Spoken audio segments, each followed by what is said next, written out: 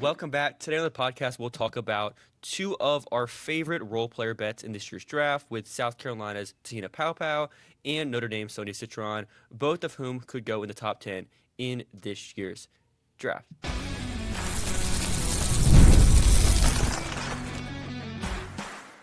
You are Locked On Women's Basketball, your daily podcast on women's basketball. Part of the Locked On Podcast Network, your team every day. Welcome. You are Locked On Women's Basketball. Thanks for making us your first listen every day. We are free and available wherever you listen to podcasts and on YouTube. Today's episode is brought to you by FanDuel. Right now, new FanDuel customers can get $150 in bonus bets if your first $5 bet wins. My name is Cruse. I'm your Saturday host covering the WNBA draft and prospect scouting. Today I'm joined by my co-hosts Emily Adler and Lincoln Shafer. Emily covers the draft focused on player development and the game within the game. Lincoln also contributes to our draft coverage here at Locked On Women's Basketball.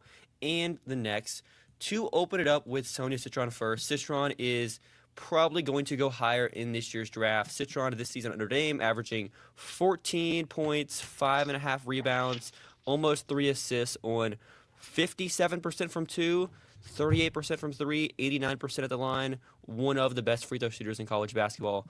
Lincoln, for you, where are you at on Citron currently as a prospect, and what have you seen from her this season? Yeah, I really enjoy Sonia Citron as a basketball player. And as a prospect, she has shown this year that the scalability is very real with her. She can be your second option on a good team. She can be your third option. She can lock in defensively. She can play on the ball and off the ball. She just does a whole lot of things that good basketball teams need. She kind of just plugs in as like a fourth starter on a good team for any style of team, because everybody needs a wing defender that can shoot and play make a little bit. It's just a very, very solid role player, and that's kind of, everybody needs that. Good take. Yeah. On to the next one. You don't have any thoughts on Citron as a creator? You think there's any upside here for her to? No. I mean, it's enough that it is notable. It's like the Sweet 16 run when she's playing point guard and the best player on the team after Olivia Miles goes down with an injury is something that happened and was very interesting to watch. But it's not the sort of thing. Give Lauren Ebo her credit. She did dominate. Yeah, that's fair. She was notably on that team. What did she do in the tournament? She was on the team. She got some rebounds. She got a lot of rebounds. And there's a little bit of playmaking upside there, but not like superstar wing creator upside. Yeah. I mean, the question of what you mean when you say upside, I think sort of determines the answer to that question. Like, as we saw what she did with what she did as a sophomore in that tournament run, like, there is a certain level of scalability, but I wouldn't call it upside. Like, I think this is one of these most sort of like obvious floor to ceiling players that we've had recently. Like, if she's not a starting caliber W player, or at least like a perennial 6 Woman of the Year caliber player, it'll be really weird. If she is ever an all W level player, it'll be really weird. I don't know. Yep. So you more view her as okay, fourth, fifth option as far as usage offensively,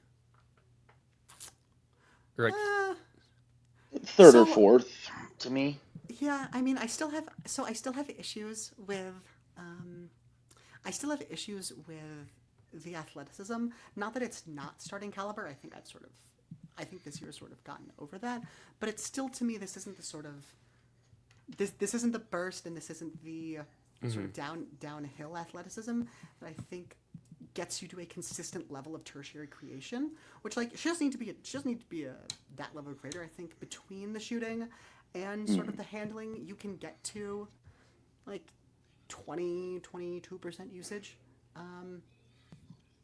But I think, do you want to be planning around using that as a feature of your offense and your plays? Probably not. it's more of an outlet, I think, than an actual wrinkle. Yeah, it's not something that you're building your offense around, but it's something that's nice to have on occasion. Yeah, I like her offensive usage more than I like, thinking about fifth option wings. More than I like, Benijah Laney Hamilton's usage in that sense. Not in a sense of efficiency, in a sense of like role utility. Yeah, it's about. Yeah. Like if if Benijah is creating anything for you, you have a pretty big problem. Is sort of.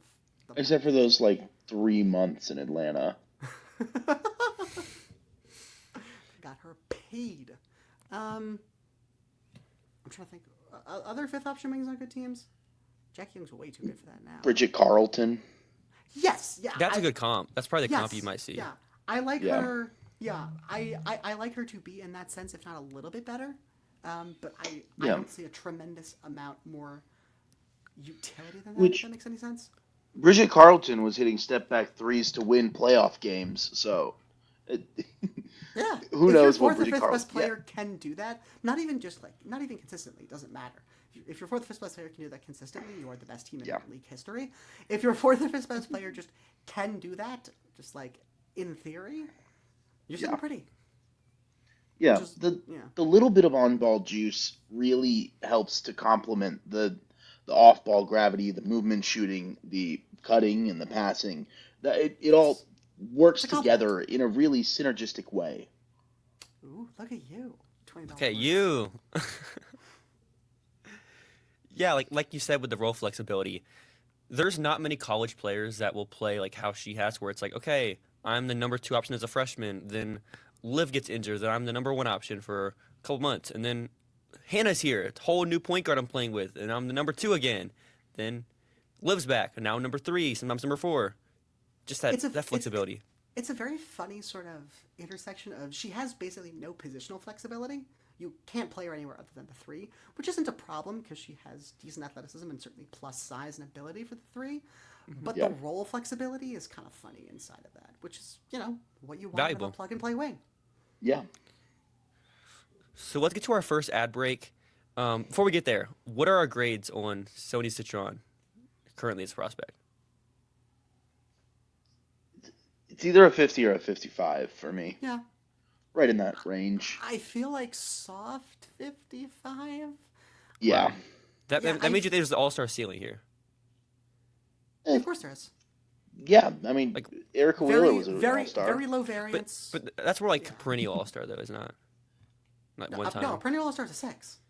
Yeah, that's what I'm saying. That's what it would be. 55. Sure. She's just a really weirdly low variance player. Yeah. Really where her ceiling and her median outcome are a half a grade apart. Right, which is exactly why I put these 2 players together for this episode.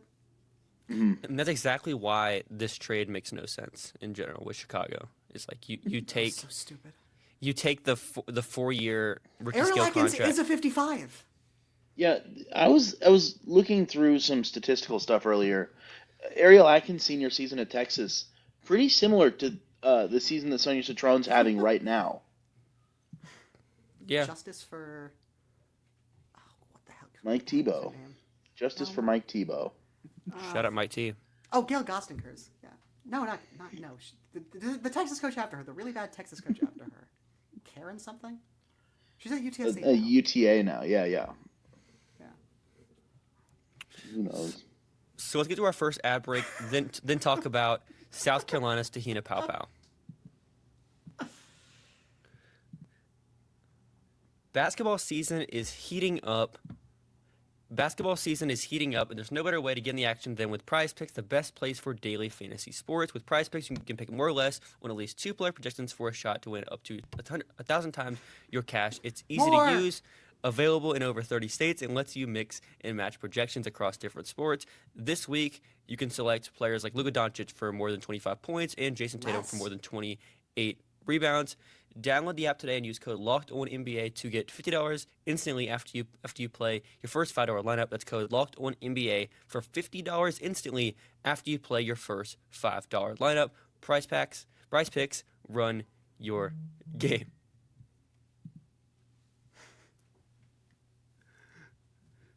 to kick off segment 2, Te-Hina Paopao, 5'9", combo guard at South Carolina. This season, she's averaging 10.2 points, down from 11 points in her true senior season on 45% from the field, but she is way better from 2 at 54%, up from 45%, down like at least 7-8 percentage points from 3 at 38% this season. To start, Paopao, I know you're the highest on Paopao of any of us here. What's the pitch to take her? The pitch is that she's one of the best pure shooting prospects in draft history. One of the best pure shooting prospects in draft history, who was like clearly a W level player. You know, we're not talking hand and jump. We're not talking Pure Robertson. prospect, shoot, jump, shot. You know, if I wanted to get bullied, I could just go somewhere else. Okay, If I wanted to get bullied, I could just go online to any space and get called a man. That being said, so the pitch is, among very clear W-level prospects, she is one of the best shooters in draft history, while also being an excellent pick-and-roll lead guard, having a very good in-between game, and being a highly, thanks to Dawn Staley, a highly competent defender. That's the pitch. Yeah. And she's also insanely consistent. Yeah, she's shooting 43% on 5 threes a game in her 2 seasons at South Carolina, which my sources are telling me is pretty good. She's an elite shooter on and off the ball. You have to worry about her shooting in pick and roll every time that she runs a pick and roll. And she's just a tremendously solid player. She's a good team defender. I think she's better off the ball than on the ball defensively. For sure. And has great pick and roll chops. The scoring inside the arc improving is definitely something that I've been keeping an eye on. Really like the floater when she's attacking off the bounce in that like 6 to 12 foot range has been pretty elite this year. And she's just a very solid guard who does her job. Over the past 3 seasons, she has taken 150 threes off. She's taken 150 pull-up threes and has made over 40% of them. Seems good. Well, we've been doing this for too long. Unanimous. I'm gonna play devil's advocate. Sure. I love The devil doesn't Paopao. need your help. It's crazy because like Paopao is like probably like one of my 2 favorite players in college basketball, but I'm somehow the lowest on her of any of us. With You're a Paopao, hater. do you have any questions as far as the athleticism and creating separation? No. You have no. It's just because like if you're watching the South Carolina team, there's obvious like in that order. Yeah. I have no concerns about the athleticism. I do not expect her to be able to create separation inside the arc. so like her rim improvement this season. I don't see the pathway for her to like consistent. Like she's never going to draw fouls. She's not doing it in college. Not going to She's happen. one of the worst players at that throughout her time in college. Although she's gotten a little bit better lately. Slightly better. Yep. She's finishing more floaters, but Which do we makes think this sense. limits what she can do as like a scorer if she's mostly just like a jump shot player? Right. I'm not projecting a 6 here. Yeah, she's never going to be a number 1 option for I don't think it's if this is your necessarily- second best scoring guard, like I think you're in a very good place. Yeah, I'm not terribly worried about her being reliant on the jump shot because she is an absolutely elite shooter at every level that she's taken jump shots at from Right, it every took- spot on the floor. Yeah, and it took a couple years for it to click at Oregon. Shout out Kelly Graves, who still somehow has a job. It took a couple years to click, but this was something I was basically monitoring with. Oh yeah, because her junior season, she just missed everything until Until early she didn't. January, Yes. and then she shot 75% from 3 for 2 months. Yeah, so this was something I'd been tracking for a little while because given how good she was running the pick and roll in Oregon, and how good the jump shot looked and how good her in between game was, it was like, well, the 3-point shot should probably get better, especially given her free throw ability. So we'll just keep an eye on that, see what happens. Once that happens, she's she'll be like really good if it happens. And then I remember it was an exhibition game they played against, or it was the first game of the season maybe. They played against Northwestern. This might have been her junior year. Mm-hmm. And she hit like a couple step back threes, and I was like, oh, this is new. I was like, Howard, it's happening. And then, everyone on that team missed every shot during conference play that year. This was the year where they like beat Ohio State, or like almost beat Ohio State overtime in Vegas in December. They like played like an overtime game against Arkansas, and Samara Spencer was still making it rain. That month of Samara Spencer was so fun. God, I miss it. And then they miss everything in conference play. The last 10 games of the season, she takes over 11 threes a game. A third of them are off the dribble. She makes over half of them, and then transfers. Yeah. Turns out sometimes these shooting stretches are real. If you take 100 threes in like a 10-game span and you hit like 60 of them, it's pretty good. Means you're a good shooter. Yeah. Means you can be a good shooter. What do you think of her passing? Because she's like a solid connective passer and a pick and roll passer, but is she a plus playmaker? The only issue there for me is that I don't think she's going to create the advantages downhill. Is really what limits her passing. Okay. Correct me if I'm wrong, but like my impression has very much been that like her playmaking at South Carolina has not nearly been as good as it was, or like as impactful as it was at Oregon. Right? Yeah. Well, Raven runs the point. Yeah, so her assists per game have gone down every season since her freshman season, which was pre-Endia Rogers joining the team. So she averaged 4.5 assists her freshman season at Oregon, and it's just been in that 3 to 4 range since then. So she's clearly like a good, smart passer, but I don't know if I see, the same thing that we were talking about earlier, the playmaking upside. Do we think? Does that at least lend something to the idea that there could be upside here? I don't think so. I'm trying to look at the percentage you think, because she was a really good playmaker in my mind. She was a good playmaker in her underclassmen years, and I think that there is. I don't know why that wouldn't still be there. Yeah, it's the main thing for me, and why I think there's like I would be shocked if she's an all-star. I would actually be like, sure. Just because how many all-stars do we see that are like these 5'9", but if she's not an actual point guard, if she's not running your team as your point guard, she has to be like a 20-point per game scorer, in my opinion. I just don't see that to be like a multi-time all-star. I just don't expect her to be a 4. Like, no, she's probably like somewhere in the middle for me. Yeah, I have like a hard 5 on her. I'm like 45 or a 5 in that range. Yeah, I'm in the same range. I like you start off the second way like, Emily, you have the highest grade on her. It's like we all have shades of the same grade. Based on ranking, I guess technically. Well, yeah, because everyone else got a buns. Well, not buns. No one else is a big like impact player. Shout out Cheyenne Sellers making a ton of threes. Cheyenne Sellers is not a 5. I know, but she's making threes, which is fun. It is. It's very fun. She also just only taking threes because she actually like physically can't drive. But they're going in, so it's. Prayers up for that goddamn knee. Bro, she got injured like 4 times this season. Just like keeps playing. She's got to rest her knee if she doesn't want to be like Diamond Miller. Oh. That's how you cause chronic problems. Anyway, yeah, I mean, like among Americans, there's like 4 players I think who very clearly could step in and start on a title team in the W next year, and this is one of them. Dawn Staley said she couldn't. She couldn't? Mm-hmm. Yeah, Dawn said that nobody on her team is ready to start in the W tomorrow. Yeah. Okay. That was a couple months ago, so maybe she's ready now.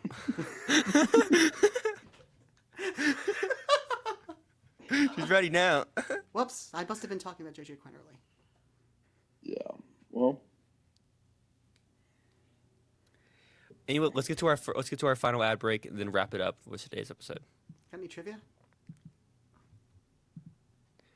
When the game tips off, the NBA action is just getting started, and there's no better place to get in on it than FanDuel, America's #1 sportsbook. With FanDuel, you can place live bets throughout the game, so even if you miss the opening tip-off or want to bet on a fourth-quarter comeback, you can stay in the action. If you're looking for a bigger payout, you can even combine your live bets into the same game parlay. Right now, new FanDuel customers can bet $150 in bonus bets if your first $5 bet wins. Just visit FanDuel.com to join today. That's FanDuel.com for your shot at $150 in bonus bets. Make every moment more with FanDuel, the official sports betting partner of the NBA.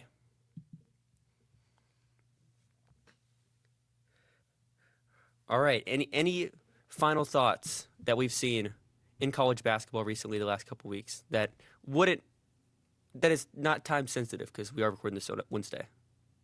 Shh, you're not supposed to tell them that. Lincoln, you're muted. Conference tournaments are awesome. They're so fun. There's basketball on every day from 10 a.m. to 10 p.m. and a lot of And it for is now, garbage. it's all terrible. A lot of it is garbage, but that makes it even better. Jaylen Brown has 25 points right now for Arizona State. They're up 15 on Cincinnati going into the fourth quarter. Clemson just hit like 7 threes in the third quarter against Stanford and still haven't cracked 50 points. Basketball is incredible. There's all kinds of things happening. A lot of stuff happening. And they're Wait, playing wait. on a court. They're playing on a court where inside the 3-point line, it looks like somebody dropped a bunch of tropical flavored Skittles into a cup of water and then poured it out. Christ. I think we have to fill another 4 minutes for this to. The Big 12 court is even worse somehow. It has XII all the way across the entire thing on every inch of the court. Citron, Sonia, the other seasons that were most similar to hers, besides Ariel Atkins, there was a Shatori Walker-Kimbrough season. What do we think of that as a potential like a She's floor like 5'9", is she not? comparison? No, she is. Probably. She's long though. If Citron turns out to be as mid as SWK is, I will eat a shoe. She got six player votes, Yeah, that's a. And she got a guaranteed 6 figures. and she's a champion, WNBA champion. Yeah, Respect her name. starter for a couple weeks on some of those Phoenix teams Starter. that Impressive. made a finals run when BG was the best player in the world. Yeah. I missed the 21 playoffs.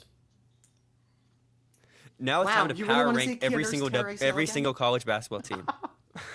Powering every okay. Number 362. American. Yep. And then we gotta go through the NEC. Is Hampton Lemoyne. still like historically terrible? Hampton beat Georgia. What? And Georgia beat Arkansas. Hampton beat Georgia in Arkansas December. sucks. Well, they And still then, got 37, 38. 38 from Izzy Higginbottom today, one of the best bucket getters in all of college basketball. Is Izzy like a 3? I haven't watched her at all. She doesn't really shoot a ton of threes, which is going to limit her ceiling as like a small score first guard. How tall is she? 5'6", I can't maybe. remember. A more She's height. not. No, that's a non-prospect. Never mind. Yeah, she gets a whole bunch of buckets inside the arc, but So just yeah, like you are reverse Roy still. Herman. Well, She's okay. posting people up. So reverse Roy Herman. These are the numbers. So she's taken a ton of. I know the numbers. Not the 3. Yeah, she's That's why I asked. listed at 5'7", which she's we all know 5'7". what listed at 5'7" means. She's just like a aimer without passing. Like it's just without the passing. She averaged Apparently not 24 threes either. points. Yeah, But they both are around the same percentage, and it's both a lot off dribble. Okay, but that's entirely. Come on. yeah, she's shooting less than 3.5 threes per game this season, which if you're shooting 3 threes a game at 5'7", she did, however, So set she draws the, 100 fouls a game. Yeah, she did set the SEC single season record for free throws made in a season today in their game against Georgia, which they lost. Passing Angel Reese, she's shot 8 free throws a game and shot over 90% on them, which is really crazy to think about. That's a lot. Yeah, she's been over 90% from the free throw line every year of her college career, which is almost unheard of. Yeah, she had 21 attempts against A&M. Made 19. Remember, She could have been playing big minutes at Mizzou with Asia Blackwell, and instead they She decided could. not to fire Robin Pingeton for way too many years. Yeah, I mean, That is not a competently run athletic department. And Missouri it right now, never has actually, been. Ashley Judd is cooking against Mississippi State. Um, Wasn't and Ashley Judd a Jacayla character Jordan. in Oklahoma? Probably. A lot of things happen with Judd. Is dead. Um, Poor Judd is dead. It's a good song. I hope she's alive. Hunter, cut this okay, podcast. actually, We've done like a Missouri, minute and a it's half. It's Ashton Judd. My fault. Ashton Judd, not My Ashley joke Judd. still stands. Jacayla Jordan had 21 points, and Mizzou scored 16 points in the second half to lose by 20. So, People that are watching this are like, why do I care about this? The answer is because we really need to get this posted to Amazon. And we need to hit 27 minutes, baby. Tennessee held Texas A&M without Aisha Coulibaly to 37 points today, which is Speaking of coaches who should a probably low be fired. number. In Texas A&M led after the first quarter. It was 13-11, and then they scored. And then Tennessee woke up. Yeah, It's not six been a good last points. 12 months for Mr. and What do we Mrs. Joni think? Taylor. What do we think about Talasia Cooper? Do we have any Talasia Cooper thoughts? Because she's cool. She's a fun player, very solid two-way, not nearly good enough a shooter to be a W prospect. Yeah, But Sonia she Rivers came can off the bench shoot. today. Very funny, Hunter. They're both the same percentage from three, and they shoot the same Yeah, way. They chuck it off the rim. Here's the difference, though. Sonia Rivers is one of the best defenders we've ever seen, and also a better passer. Talasia's a good defender. She plays at Tennessee. There's no way to She's judge. okay. She's a good defender. Sniper Rivers is a top 3. But she might be though, wing but I can't defender prospect tell. in history. I can't tell if No. they press the hole every time. I can't No, tell. it's not. Yes, you can tell. Just watch the half-court reps. Can we? She gets enough Can we? rest. She gets Just plenty say of sorry rest. to. We can say sorry to Texas A&M quick because playing against Tennessee at 10 a.m. In a Skill issue. winner go home game Skill is. issue. I just I think feel- that I the feel bad last for thing him. that I'd want to do at 10 a.m. Oh, I is wouldn't wanna play do it either. a team that plays a full court press. I wouldn't want to do it either, but I also didn't sign up to play college basketball because I know I can't. That's my skill issue. Anyways, thanks for making Lost Ones Basketball your first listen every day.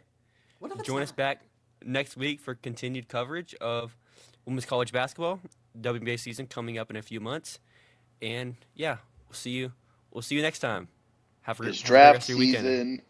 Woo.